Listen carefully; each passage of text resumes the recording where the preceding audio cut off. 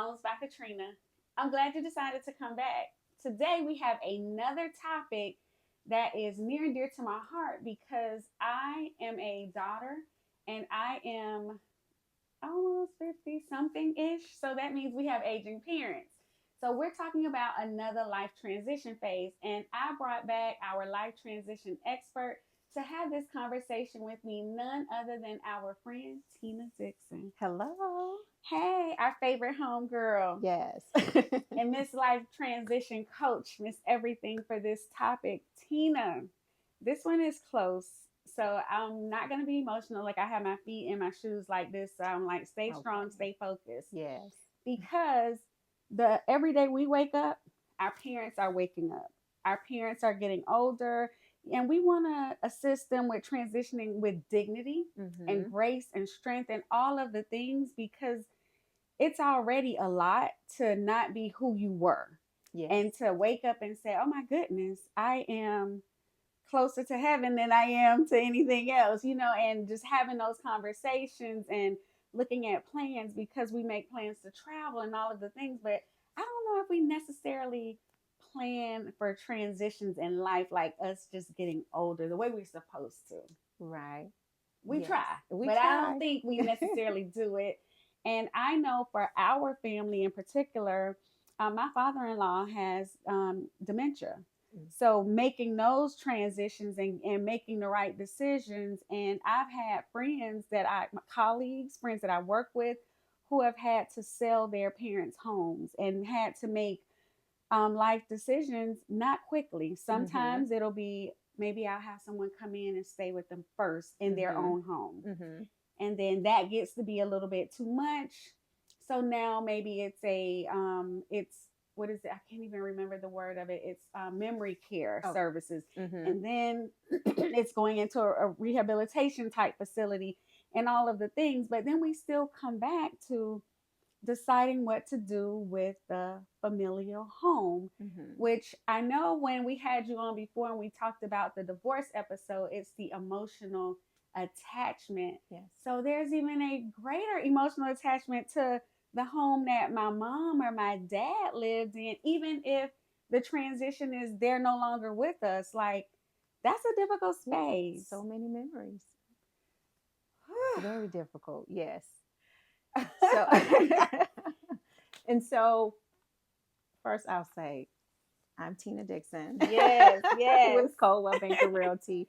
I am I'm certified to work with 55 plus. Okay, okay. So of course, 55 today is not Come necessarily on considered now. senior, but but when you hit 55, you do need to start thinking about long term. And Yes. so when I'm working with those buyers that are that age, we consider AIP properties, which is Okay. aging in place Okay. properties. But also working with being certified to work with seniors, like you say, there's that emotional side working with families who have Mm. to have that conversation about transitioning Yeah. um, to a different living situation, whether it's downsizing, um, staying there Mm-hmm. in their current home, or downsizing to something that's more accessible, or transitioning to a elder care facility. And all of those decisions, whichever one you choose, can be emotional. And there's a Hmm. lot to consider when you're dealing with an aging parent. So, Tina, what is a sign that it's time to start that planning process? So there are a few key factors. Okay. One would be lifestyle and mobility. Basically, whether it's if it's becoming harder to maintain the home, Mm-hmm. going up and down the stairs, or just the size of the home in general. Right. That's an early indication that it might be time to talk about transitioning to different living situations. Another is safety and health. Mm-hmm. If you have concerns, fall concerns, Yeah. dementia, um, being they're too far from their medical care facilities. Those are some indicators that, okay, we might need to sit down and have this conversation. Mm. Um, and then, of course, the other is, so you have the lifestyle mobility, you have health and safety, Mm-hmm. and then family involvement. Okay. When you see that when the adult children have to step in more often, Mm-hmm. um, it may be time to have that conversation depending on where you live, because if you're constantly have to be involved, you got to get them to their appointments, them having their own space. Or like for me, for example, my parents, they live down in Warner Right. Robins, and so I am getting ready to have Mm-hmm. this conversation with them, because I do often think about their health. And um, are you telling me, are you taking your Everything. medication Mm-hmm. right? Or, my dad, he had a high blood pressure, didn't tell anybody, and was saying that he couldn't breathe. And I'm just thinking, why didn't you call anybody and say anything? So different things like this, where you have to step in and you got to call it. Did you take your medicine? And Correct. what's your blood pressure? You have to step in a lot. And when you find yourself doing that, that's definitely an indicator that it's time to have that conversation. I'm glad you say that. It's so interesting because I started off the conversation about my father-in-law, and both my in-laws, they're doing well, but they're getting up in age. And then I have my mom, because so Mm-hmm. you say one thing, then you said mobility. Well, my mom and the steps, Mm-hmm. because she has a split level home. So we have started having the conversation, because what 5 years ago was not a issue now is a concern, because her washer and dryer is downstairs. She comes Mm-hmm. in downstairs and has to take, in my mind, what seems like, oh, it's just 5 steps up, a landing, 5 more steps on, when it comes to her mobility, that's another issue and concern. So now it's looking and thinking, okay, what is the next best transition for her as it relates to home? And I'll tell you honestly, some of the conversations that we are having right now, it's okay, what does it look like fiscally? Because I can transition into a ranch as opposed to the split level, but am I going to find a ranch that's going to be in the same price point payment wise Mm-hmm. for me? And now we're looking at equity in the home and all of the things to Yes. see what the transition is like. Absolutely. And it's good to hear that you're already looking into Mm-hmm. the equity there. That's one of the things that people challenge. One of the challenges, or one of the biggest Hmm. challenges that families don't consider before Okay. making these decisions, is the big picture, the financial responsibility that comes with whatever decision you make. Whether, like you said, if you're gonna downsize, is it accessible? Does it make sense? It needs to make sense where you're downsizing Mm-hmm. to. And then, you know, is there enough equity to help offset some of that cost, maybe Mm-hmm. bring the mortgage down to what it was? Or is it enough equity to find something you can actually pay cash, because you Even have that. some people who are sitting on some major equity. So, I mean, since you're downsizing, you may be able to find a cash buy that meets the needs, and maybe you have to get a contractor to build it out, whether you're Correct. building a ramp or. And one thing that I noticed that a lot of people don't pay attention to, is the doorknobs. Hmm. When working with seniors, if I know that this is going to be your place, that you're going to age in place, Mm-hmm. I would suggest not the doorknobs. You want to get the door handles, Oh my because goodness, I would yeah, have never thought about that. absolutely. I mean, I think we've all had that situation where you was in the bathroom and you turning the doorknob, and you Yeah, yeah, it's it's just slippery. It's spinning, just spinning. it's spinning, and you can't get the door open. Well, Oh just my imagine if god. that's one of your parents, and they've had a fall, or they need to take their medicine, Yeah. their sugar is dropping, or and they're stuck in the Ooh. bathroom. And so that's something I always suggest. We look for that when we're looking at properties, or that's something that I would suggest to get added. Mm. Handles instead of doorknobs. Mm-hmm. Dropping gems, dropping gems. Mm-hmm. So, as I said, even my mom, we are looking. We have started the process, and we even consider some of the 55 and over communities to Mm-hmm. see, because now she has a 4 bedroom. She's like, I really don't need 4 bedrooms. I don't need as much space. Yeah. I want it to look different. So, when you're having the conversation, for me and my sister, it's just she and I to have the Okay. conversation. I would imagine if the families are larger, Mm-hmm. those conversations get to be a little more difficult, Yeah. depending when everybody is not on one accord. Yes, and that is a one of the major mistakes when discussing transitions for your parents is not having the conversation early and not having everybody aligned. And you're right. When there are multiple family members, Mm-hmm. making decisions can be a little difficult because you have multiple opinions, Mm-hmm. timelines, expectations. And so, with everybody having these different expectations, different timelines, different opinions, it can make a Mm. decision making difficult. Yeah, that's a big thing for me. I when Frank and I talk about just everything, with my in-laws, because there are other siblings. So that's what makes me think about it when you have that. Hmm. And when we went through the situation with the house that I have in Miami, where I'm the executor of the estate. Hmm. Everybody had to get on one accord. We had to do a Zoom call, Hmm. explain what we were doing and why it was happening and Hmm. all of the things. And my grandmother had 10 children, so what got really slippery was when if one of the siblings were passed, now their Oh. children had to step in, and if it's 3 kids, all Hmm. three of them have a voice and a right to say. Hmm. And the more transitions happening, the Yes. more people that came to the table.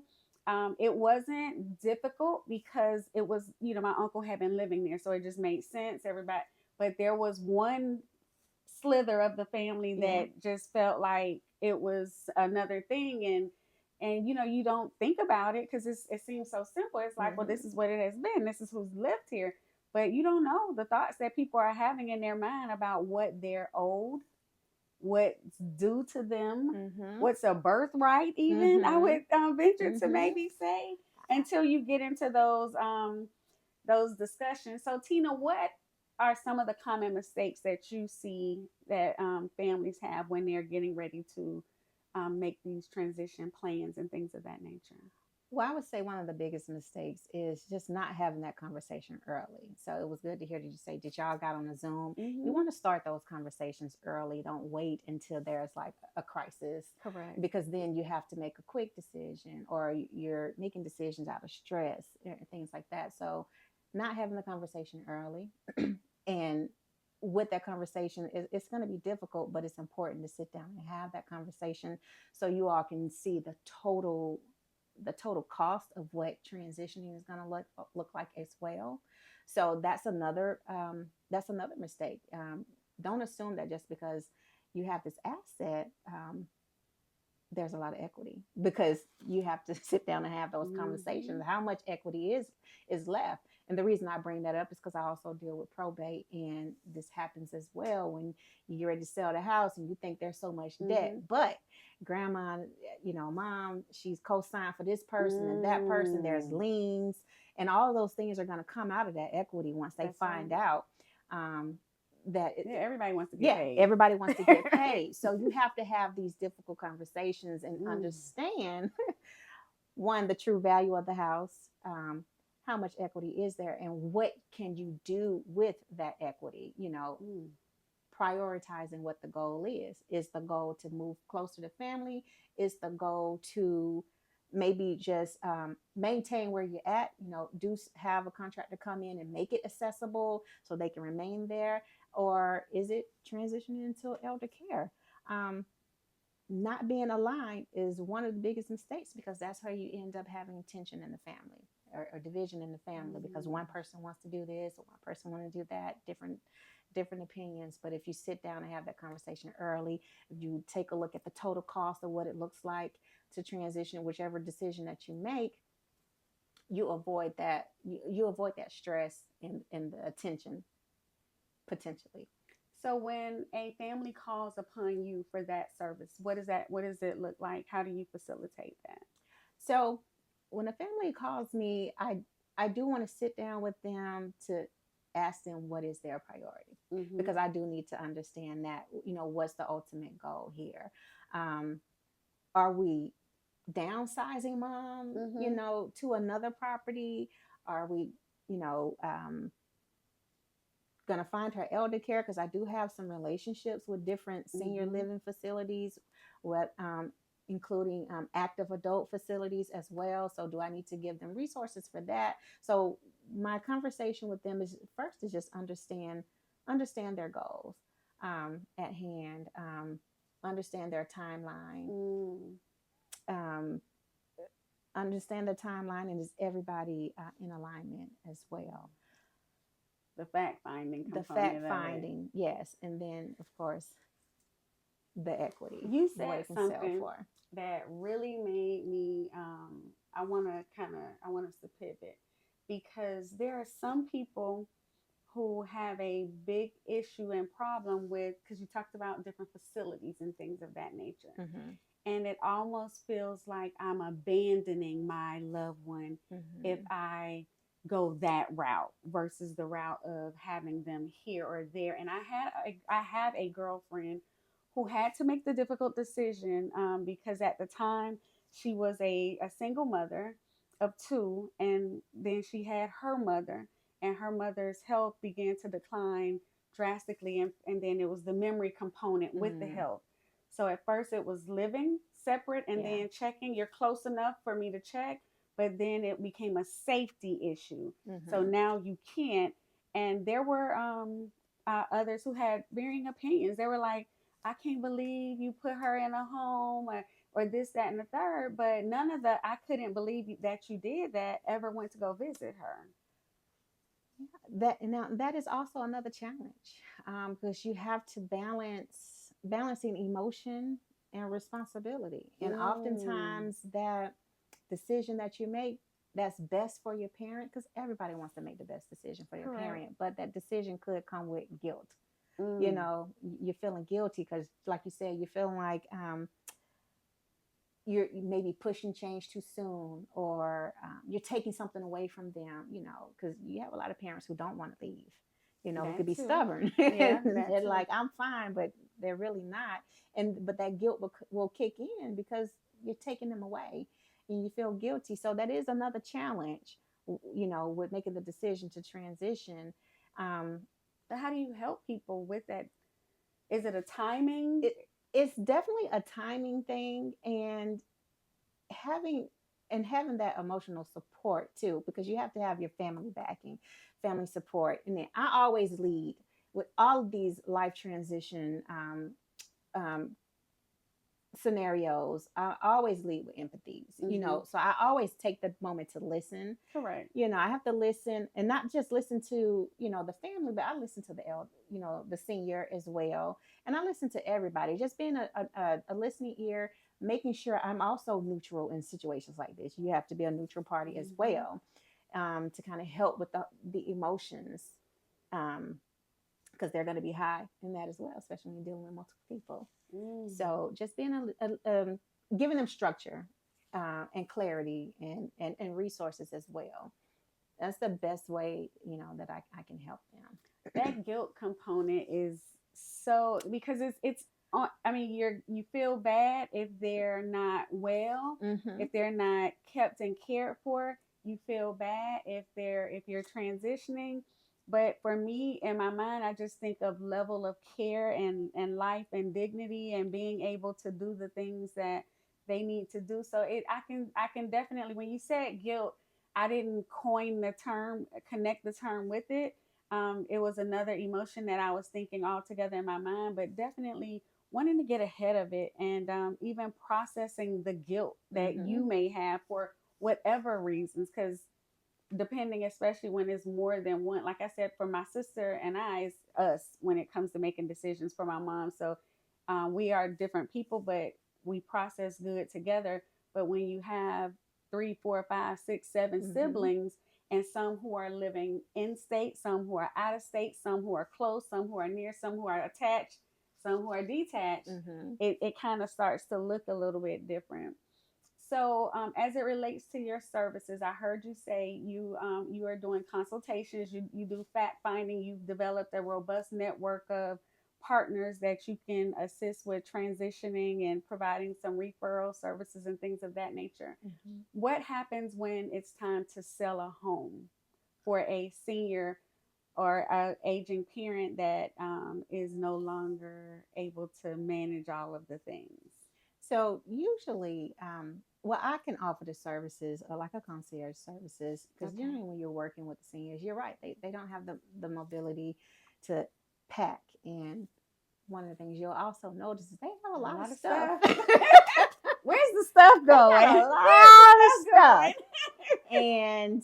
And when you try to talk to them, we gonna let this go. We gonna do a yard sale. And they want to Oh, who gonna hold do the this. They want yard to hold sale? Who that. Oh, I gonna got move? Who gonna so many. pack it? I have so many stories. I'm like, why are you keeping that? But they don't want to let nothing go. I feel like we're on an episode of Hoarders. Almost. Oh my God. But having those partnerships where I have partners who I can go in, they'll clean it. And Good. here's one of the tactics that I did. So one of my clients, I gave her sticky notes, and I said, "You put a sticky note on the stuff you want to keep, Okay. sticky note on the stuff you want to sell, Okay. and we use that method to Hmm. clean out the Okay. spot. So yellow this, blue that. Yellow this, blue that. We know Okay. not to touch this. We know not to touch that. But she also had to agree that she's gonna have somebody come and, get all this stuff that Hmm. you keep, and sometimes we have to revisit that because I see more blue than I do yellow. I mean, blue means to keep, and I'm like, okay, we got to do this again because you keeping too much stuff, and we Mm. need to know where we're gonna put it. But usually when there is family involved, they help as well, Okay. so they come and help clean out. And it's a little easier with mom working with family because it's Hmm. not like a stranger coming in and Yeah. getting rid of their stuff. And you just have to have patience. That's the main thing with working with seniors and selling a senior's home is having that patience. Again, Mm. empathy. Yeah. This is a transition, so just having that patience. It can be a little bit of a struggle, but having that patience and working with them um, help things go a bit smoother. So tell me, you said you work with probate court. Hmm. So what? Tell me what kind of services they're referring to you and what things that you're able to do. So, well, I don't necessarily work with probate court, but I've handled probate Probate sales. sales. I'm Hmm. sorry. Yeah, Okay. no worries. Yeah. And one of the difficult things people tend to find difficult is which probate form should I fill out? Mm. And when you go to the probate office, they don't really give you advice. You have to Mm. figure it out on your own because that's considered legal advice, Okay. and you have to get a lawyer. However, considering that I have some experience with these different probate scenarios, I always let them know I'm not giving you legal advice. Mm-hmm. I'm telling you about my experience. Mm-hmm. The And disclaimer. just a disclaimer, this is not legal advice. I can tell you about my experience, but I am able to help them um, select the right probate form, how to fill out the probate form, so that it saves them several thousands of dollars because they didn't have to hire an attorney Yeah. because of the experience. But I always say, you know, I'm not I can't give you legal advice, but I can share my experiences. And so far, that has helped my clients save a little bit of money on an attorney. Now, that's not going to be every Correct. scenario. But some scenarios, like you were mentioning, when someone has passed and it's a huge, It was a lot. We huge, had to get a yeah, lawyer you for have, that. mm-hmm, And but we did the legwork. So we got her to draw up paperwork, but then we were able to reach out to everybody to get the document signed and notarized. But we had people in California yeah, and Georgia, here, there, and everywhere. And it still took a lot. And then we were able to do a lot of it ourselves. mm-hmm, And even with me and my uncle, even me writing out, I was like, I'm not an attorney. Like we drafted a will and all of mm-hmm, that. yes, Luckily, the intent of the will was able to be enforced mm-hmm, because I'm in Georgia. He mm-hmm, was in Florida at the time before he transitioned. So it worked out for us, but it's a lot it is. that, and just helping with it was a lot because I knew he was transitioning, but not as fast as he transitioned, if Mm-hmm, that makes sense. absolutely. So just Mm-hmm, going through it and understanding like someone has to be the person, not be the partner, as that's how he called it, because he was my uncle Kerry. He was like my brother, cousin, father. So he was my other uncle's partner, and mm-hmm, he transitioned before. So he was like, everybody has to have a partner and the partner has to be strong and has to be able to make the decisions and have the tough conversations and know all the health issues, know all of the things. So when it happens, that partner is able to be the moral compass, the GPS, the North Star that we're gonna come back to and reset, and and that and be okay with it. So right. and knowing that it was a lot to it, and you get to see so many facets of family and people, and for whatever reasons, again, larger family, you have people some who feel some slighted because they weren't as close, some who were close who feel more entitled. So it's just all of the things that you go through, and just just kind of wrapping my head around it all, as this is year 5 for me, and I transitioned out of that role in October.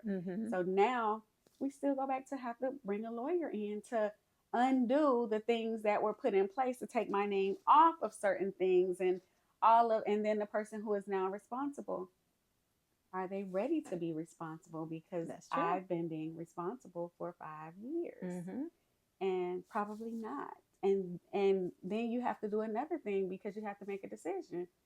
Is it fiscally responsible to turn over the so it's so much, and I'm glad to know that you're offering those services, because some people don't even, Tina, know where to begin. That's true. And I heard you mention the will. That is actually something that I do offer as well when I meet with some of these families, and they know that their parent is getting older, and the first thing I do ask is, do they have a will? Because I can draft a will, and I have drafted a will. Like you said, you know that they're transitioning, but you never know how soon. And I promise you, we got her to sign the will just before she transitioned. I think it was like 48 hours later, she had transitioned. When I say transition, I mean she left. Transition, went on to heaven. Now you're supposed to sign the will when you're in good and sane mind. Right. But she understood, I was able to draft the will for them, but that helped helped with, like you said, the responsibility of who's going to do what, name your executor, who's going to be the executor, who's going to be your shot caller, and making sure everything is sold, distributed, paid. Because even that, I had there were things that had to be, it was the time bound, the selling of the thing, and then the other people looking like, why are you moving so fast? Yeah. Because this is how we planned it. This is how it's supposed to be executed. All the things were done the way that they're supposed to be done. And it's having gone through it, as I sit here and, just kind of reflect on it, it was overwhelming. And it's still overwhelming, because now, again, I'm at the end of the 5 years. It seemed like we blinked. It's 5 years, and it's October, and now it's making transitions and plans. And while we're moving, I feel like I've been moving forward. The other party, I feel like is stuck in time, because they had the crutch of me for the 5 years. And like when you snatch the Band-Aid off, it's like, are you going to be able to sustain? And now I have to have a legal conversation with the attorney, because there are concerns, but again, you also have other people who are involved, and they're just kind of sitting on the outside. So I think having those conversations early, and knowing the intent of the person, because we did his will, we finished it in June, and he transitioned in October. So, and I went down to see my uncle, everything, he was in the hospital with getting out. He got out. I left the day I left, he passed the next day. Wow. It was like he knew. And it was just so, you don't know. And we're talking about aging parents, but also it could be people who are ill, who are not aging, but just transitioning and making determinations, so you don't have to make them with a lot of emotion, with a lot of just uncertainty, stress, or identifying who is the person in the family that's going to be able to manage it, but also supporting that person too, because they have their life, and now they have this other component that they have to deal with. So it's a lot to take in and consider. So as we prepare, I guess, to wrap up, tell me, is there anything that you would like to share where that you can make yourself available to anybody who needs your services, and what exactly what kind of services you offer in addition to the will planning and the conversations and all. What can they contact you to get support with? Yeah, so absolutely. So like I said, I consider myself the life transitions realtor. So whether you're transitioning a elderly parent, you're downsizing them, you're selling the home, you're going through, they've already passed, and you have to sell a probate. You're going through probate. I Mm-hmm. can assist with drafting wills. I can assist you with the probate process. I can assist you with the sale of the home and understanding the value of the home, and um, even legacy planning. I mean, because real estate is usually most families' largest asset, and Correct. so that the equity in that home, it could either be the source of financial stability, it could be the source of generational wealth where you want to pass it down. Mm-hmm. It can also be the source of, if your parent hasn't, is still here, it could be the source of funding your elder care. So I also offer those services to help them just sit down and look at what does it look like? What does the next chapter look like for that parent? Um, and if you're in the Atlanta or Georgia, I guess I service most of Georgia. Mm-hmm. So you can find me on Instagram. I'm at My Fave Homegirl. My name's Tina Dixon. I'm with Coldwell Banker Realty. I'm Tina the Realtor on Instagram. Um, and just give me a call. I can, Mm-hmm. 404 Absolutely. 205 0850. And I'm happy to have those conversations early. And it's no commitment. It's best to, when you're dealing with aging parents, it's best to have those conversations early, Mm-hmm. just so you can understand and plan plan smart. You don't have to make these decisions rushed. It doesn't have to be reactive. It doesn't have to be, once there's a crisis. Um, Bring the family together and have a plan in place. I love that. Mm-hmm. I definitely like having the conversation before the crisis Yes. so Yes. that we don't have to make it in haste. So, guys, another amazing conversation, a much needed conversation for us here at the closing table. You have Tina's information. Don't worry, I'm going to drop it below in the caption. But remember to like, share, and subscribe so that you can get more information like this at the closing table with Loans by Katrina. And we will see you next week. So be prepared to bring a friend, tag a friend, and tell a friend. Bye bye. Bye.